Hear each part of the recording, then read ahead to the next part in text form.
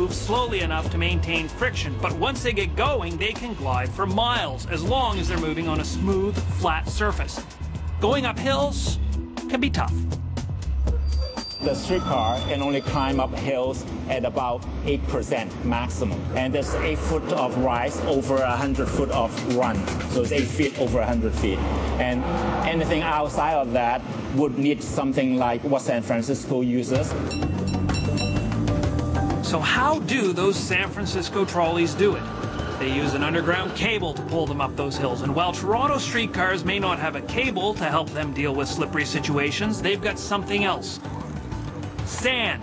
It provides all the traction most streetcars need, and it's available at the touch of a button. And that's why there's a little beach on the road. And those slippery tracks are why, a century on, controversy follows streetcars just as surely as they follow their rigid rails. Take, for example, the tussle over the streetcar track along this busy downtown Toronto street.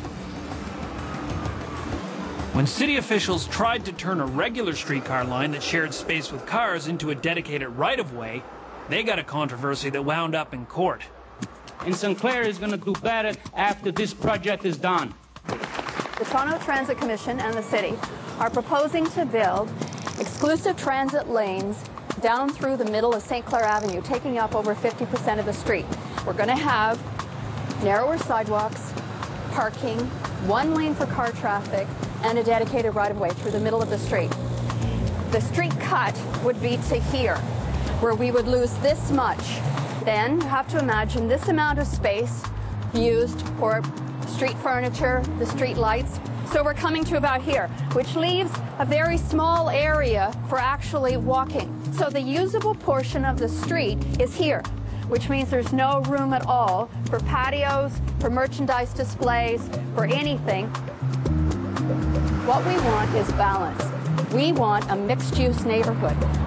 We have people who shop, people who walk, people who ride bicycles, people who ride in cars, and people who ride in transit. Having a transit corridor translated as only exclusive transit lanes, that's the only solution they've ever proposed to improve public transit, then what you're doing at ground level is denying the vibrancy of this neighborhood. How is this going to work? On the other hand, dedicated right-of-ways play on the streetcar's strengths and return them to their original purpose. By making sure that we have the right-of-way, we can have greater control of the traffic flow.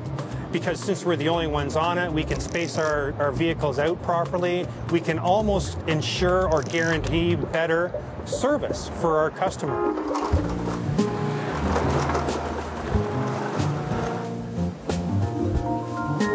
Like most superheroes and all in-laws, streetcars naturally generate debate about the line between being useful and being overbearing.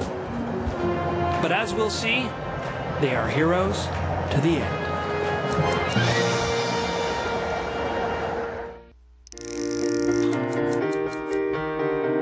You know how it goes, you don't know what you got till it's gone, and then you need a fake version. Some people are so attached to the idea of streetcars that they have to have one around, even if it ain't going anywhere. Hey there. Hey. Come here often? Too often. Yeah? Yeah. Debbie, I'm Jeff. Hi. This is your streetcar? Yes. How long have you had the streetcar? We've had it about 10 years now. This is a PCC car. I know that. So do I. Yeah. Do people like it? They love it. People come here and it's filled up? Yep, every weekend. And why do you like it, Debbie? Why you?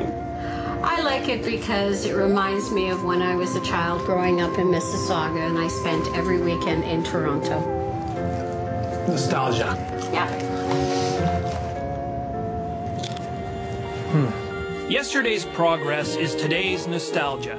Even as streetcars were about to be decimated, America started seeing them in a different light. They were embedded as deeply in the culture as they were in the roads, and they went from being a mere means of moving to a cultural phenomenon, spawning plays, art, and films. Stella! Public transit was hot, man.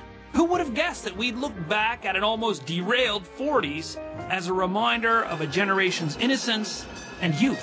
We all have a time when certain things impress us and certain things that we grow up with are part of our lives. It just struck me like an epiphany. Here was the streetcar that I had grown up with and lived with, this beautiful maroon and cream sort of gliding object that was so different from cars. It was elegant. It was just a very, very classy way to travel.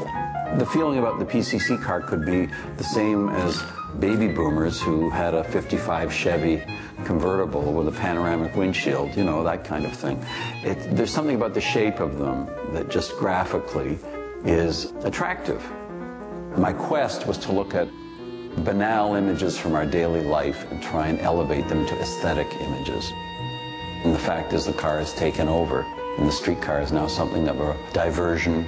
If you're a driver, it's interesting how you become a Jekyll and Hyde. When you're in a streetcar, you're loving it, but when you're driving a car, you all go, darn, I've got to stop, I've got to wait for people to get on and off.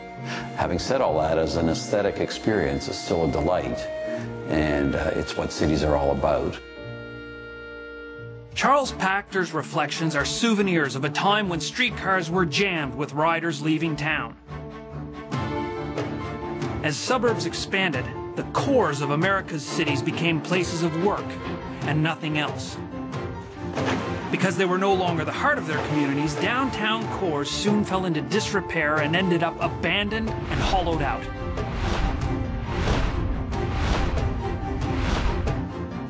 Now, strangely, the streetcar has become one of the driving forces of revitalization. Pardon the pun. Since the 1980s, an increasing number of North American cities have embraced light rail as the next step in the evolution of streetcars. Light refers to the volume of traffic as compared to trains, not the weight of the cars. Coupled cars run on dedicated tracks, separated from traffic, and controlled by signals, just like trains. These state-of-the-art vehicles are making our heroes hot again. In Portland, Oregon, the Metropolitan Area Express, or MAX, has meant an enormous improvement for riders and communities alike. In the 70s, Portland's officials decided to invest in light rail. They expanded their transit service to 71 kilometers, but did not build one additional kilometer of road. Ridership more than doubled, and property values in Max's vicinity soared close to 500%. Can you dig it? All this and property taxes and energy consumption plummeted. Light rail proved itself fast, cheap, and environmentally friendly. It may also be the key to keeping our cities vital and livable, and is quickly becoming the transportation strategy for most modern North American cities. I say again, can you dig it? So the streetcar is still shaping our lives and our cities, and if Max is anything to go by, maybe a streetcar renaissance is the way to go, right into the future. So David, how do I make this thing go?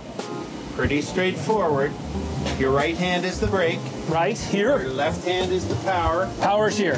That's right. We're already in forward. Yep. Take the little hook off. The little power. dead hand. Nice. And you're good to go as soon as you close the doors. Okay. Doors closed. Now power. Power on. Here we go. I'm out of here. This is super cool. I'm driving a streetcar. Go! Stop. Go! Stop. Go! Stop. Stay stopped. Now go! Go! Go! Okay, stop right here in the middle of the intersection. Dundas. Wait. Here we go. Flashing little lights. 25.